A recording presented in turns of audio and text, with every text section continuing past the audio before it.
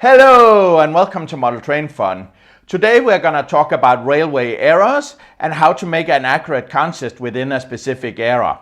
I like making a consist of my trains, but in truth I don't really know a lot about it. This video is made in collaboration with Axel. Axel is a true treasure trove of information about German locomotives and especially German electric locomotives. So what I've learned from him is, well, you need to know the time frame, you need to know what locomotive it is, and you need to know where was it used and how was it actually used. So in this video we are going to look at the class 141, which is a German electric locomotive that was typically used for passenger trains. So you see I got a green version here, I got a white and orange version here. So what are the differences between these, and what are the matching cars you actually can compose a consist of for these? Axel has a great YouTube channel. I will highly encourage you to look at it. His focus is much more on accuracy and details. He has a lot of trains, he has a lot of models as well. So it's a true pleasure to look at his videos. I highly encourage you to check out his channel. I'll put a link in the description below this video. His channel may appear as German first, however, most of his videos really have very little speech and it's translated, or it's really visuals instead. So he has some great videos, for example, on presenting different classes of locomotives. Well, back to this video. Here we are gonna talk about how to build consists. Enjoy the video. Composing prototypical trains is not always easy and can be challenging for a beginner. What are model railway errors? What purpose do they serve? And how can they be used to better compose prototypical trains? Well, let me start by saying that railway errors are nothing else than a seemingly arbitrary grouping of time periods. As of 2022, there are 6 railway errors averaging each about 30 years, except for error 1 that represents anything prior to the mid-1920s. Errors don't have an exact start nor end date, and thus represent a rather vague time period to group major enhancements in railway technology or operations. In this video, we'll show you how prototypical trains can easily be composed by accompanying the class E141 or 141 of the Deutsche Bundesbahn from era 3 through era 6. This is a new German electric locomotive I have purchased. This is the class 141 or Baureihe 141 electrical locomotive from Germany. I bought this one because I really like the classical look of the German electric locomotives, and it can also, as I understand it, be used for passenger trains. And passenger trains is something I'm missing on my little layout right now. The reason it looks so classical is really because there was a lot of locomotives built with this look. This class 141 was actually part of the Einheits initiative by the German railroads. It was an initiative to standardize locomotives to enable cost-effective procurement and maintenance by actually sharing a large number of the same components across locomotives and classes of locomotives. All in all, there was built 451 of the class 141. They were built from 1956 to 1971. That's actually a relatively long build period for locomotives. And what they did when they built them was always to implement latest technology, which resulted in actually many small differences between the locomotives, going from the first ones built in 1956 to the last ones built in 1971. So some of these differences could also affect the exterior look.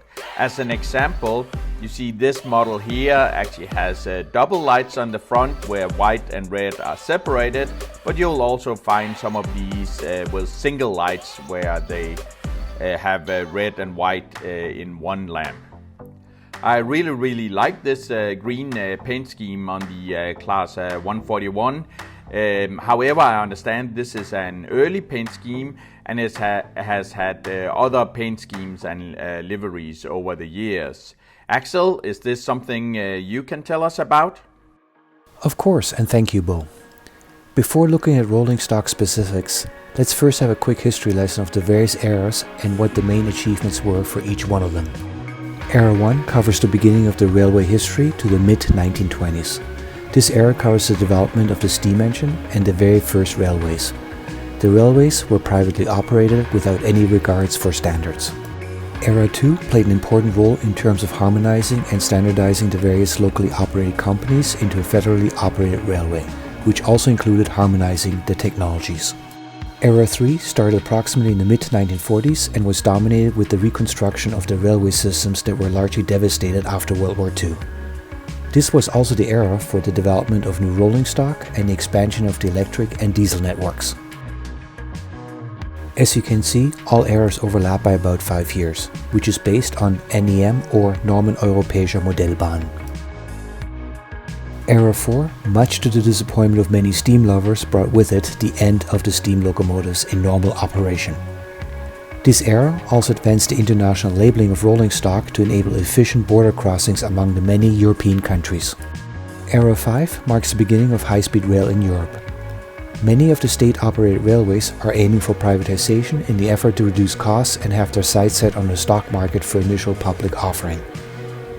In the effort to become more financially attractive, railways divested and created subsidiaries for long-distance, commuter, freight and infrastructure services. Era 6 is marked by the open rail market, which gave birth to many private railway companies that now operate new lucrative freight connections or routes that were formerly served by the state-owned railway, but after privatization no longer yielded the now desired profit levels. Many of the new railway companies also engaged in direct competition for the exploding commuter service. This era also brought with it the demise of the locomotive-operated passenger trains that have shifted towards railcars. Era 6 also saw the introduction of the 12-digit unified UIC numbering system for tractive stock. Back to the era diagram and using a Class 141 locomotive as an example, I'll show the dominant color scheme for this locomotive for each era, keeping in mind that it took years for locomotives to be repainted in the then current color scheme. Sometimes they would even skip a complete color scheme, which made it very possible for trains in Era 5 to be pulled by a locomotive that still had the color scheme of Era 3. In any case, here are the prevailing colors for the Class 141 and most other locomotives of the Deutsche Bahn. The standard color scheme for Era 3 was green. However, the first 71 of the 451 built locomotives were still delivered in blue, before the official color scheme for locomotives with speeds of less than 140 km an hour was to be green. The color scheme of Era 4 was now beige with ocean blue. This color combination did not find a lot of followers, but personally I thought it suited most Era 3 manufactured locomotives quite well. The color scheme in Era 5 was now Orient red with a white contrasting area on both locomotive fronts, also known as a bib. This was my personal favorite color scheme, and the only drawback was that the type of color that was used was not very resilient to UV rays, which gave most locomotives a bleached look after only a few years. Era 6 offered a slight variation to Era 5, in that the Orient red was replaced by a traffic red and the contrast area on the front of the locomotive was now a horizontal bar instead of a bib. This still is and was the active color scheme in 2006 when the last of the Class 141 was officially retired from service. I've added the valid Deutsche Bahn emblems for the various eras. Keep in mind that more often than not a locomotive only received the new emblem while keeping the old color scheme for years. Feasible color schemes are shown as well. As you can see, an Era 3 color scheme is quite acceptable and still in use in Era 5. Similarly, the Era 4 color scheme can also be used in Era 5. Era 4 and early 5 also offered a special color scheme for 7 locomotives of the Class 141, as they were used for S-Bahn service in Nuremberg and thus boasted a light grey livery with a thick orange line around the center of the locomotive body. There were also a couple of other experimental liveries that I will not further cover here. Typical matching color schemes for the commuter coaches are now shown. Coaches had a similar lack of urgency to be repainted, and thus the old Silverfish color scheme of Era 3 can be seen all the way through Era 5. This provided interesting train compositions, as a single train may consist of 3 coaches, where each coach had a different color scheme. In fact, Era 5 was at the height of color diversity, and only in Era 6 was it decided by the Deutsche Bahn that a clean corporate image starts with a consistent coloring of the rolling stock, and thus within a few years all rolling stock had the monotonous traffic red color scheme. For inspiration, I'll now show various train composition examples throughout the various eras.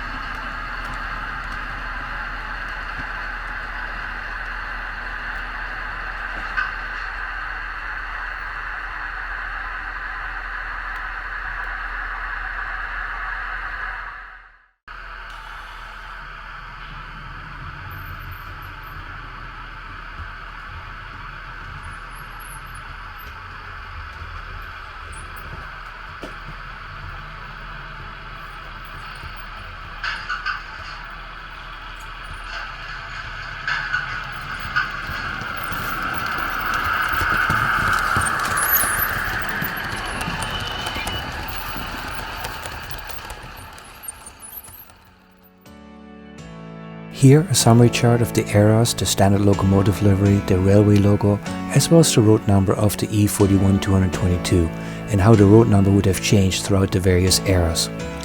As the Class 141 locomotive was retired before the introduction of the UIC numbering system, it never actually received a 12-digit UIC code, and is only shown here for exemplary purpose.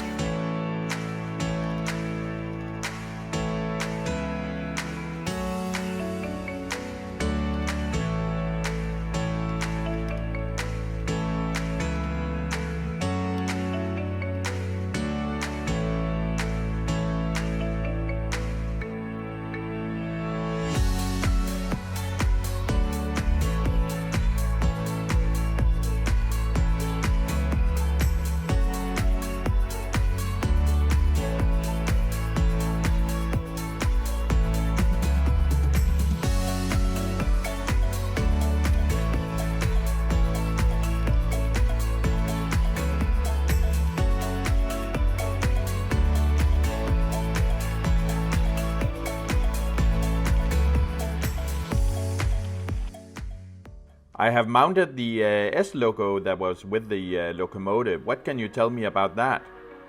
Yes, Bo, this is a beautiful and historic set that you have there. There are several rapid service networks, or S-Bahns as it's known in Germany. These usually concentrate around the most populous regions in Germany, such as Berlin, Munich, Hamburg, the Rhine-Ruhr or the Rhine-Main area, as well as several other areas.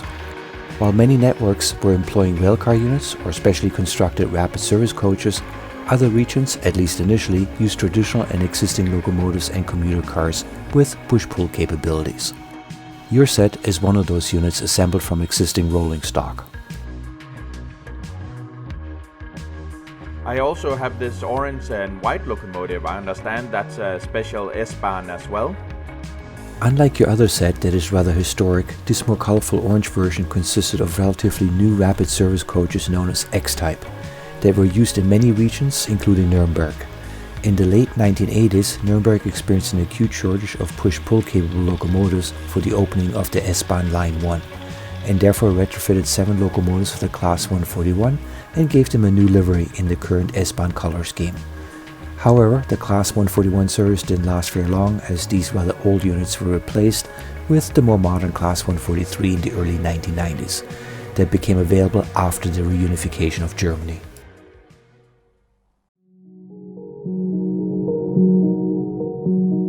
There are several reasons why one would choose to model certain eras.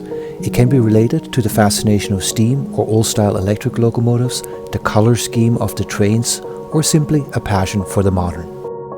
For me, it was important to have a lot of choices to create prototypical trains. Therefore, my focus became Era 5 and 6. The advantage of modern eras is the fact that older compositions from eras gone by can also be operated as museum trains. The reverse is of course more difficult. A modern Vectron locomotive would look like a UFO in a 1950s style train yard made for steam locomotives. In the end, the decision is yours, as every era has its charms. Wow, a lot of information about the Class 141 railway eras and how to make everything fits together in a consist. So, myself, I'm actually one that just likes to run my trains. However, I also do get a lot of satisfaction from putting something together that I could actually see out there in real life. So I really liked the presentation overview that Axel made, and the good suggestions for how to make consist for the Class 141. To me, there was two great overviews in there. There was an overview of Era 3 to Era 6, where you could see how did the locomotives look across the eras. So what are the paint scheme? There are some green, there are some white and blue, and so on, right? How does everything look? How did the logos look for the German railroad, so the Deutsche Bahn? And how did the numbering actually look? It's a great overview to get to understand and get to know a little more about the German railroad. The other thing I really enjoyed was the overview of how did the Class 141 look, what are the paint scheme and liveries of course matching with the previous overview. And what kind of passenger cars can I actually use for this locomotive when I want to create a consist. The thing that you always have to remember is, or I should say, what I really like to do, I like these consists where everything kind of look the same and it looks nice and so on. One of the things that Axel reminded us is that's not always true in the prototype or in the real world. It's often just a mix of whatever is available, a mix of old rolling stock and new rolling stock and so on. Please do remember to check out Axel's channel. He has a lot of other information. He really enjoys model trains, and you can see that in his videos. I highly encourage you to look at his channel. By the way, you can also find this video on his channel as well, with a different introduction and outro, where you will actually see better his visual style. I really hope you enjoyed this video. Please give it a thumbs up and a like, and please do consider subscribing to the channel. I hope to see you in a future video. Enjoy!